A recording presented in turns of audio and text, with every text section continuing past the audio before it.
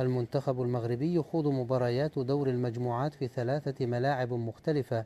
كشف الاتحاد الدولي لكرة القدم فيفا اليوم السبت عن البرنامج الكامل لمباريات كأس العالم 2026 والملاعب التي ستحتضن مواجهات دور المجموعات، بما في ذلك مسار المنتخب الوطني المغربي.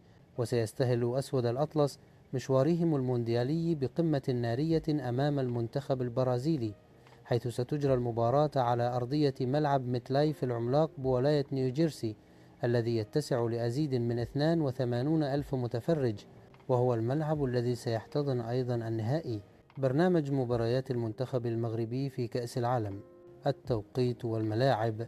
وفي الجولة الثانية يشد المنتخب المغربي الرحال إلى مدينة بوستون لمواجهة منتخب اسكتلندا على أرضية ملعب بوستون ستاديوم، الذي يتسع لما يزيد عن 64 ألف متفرج.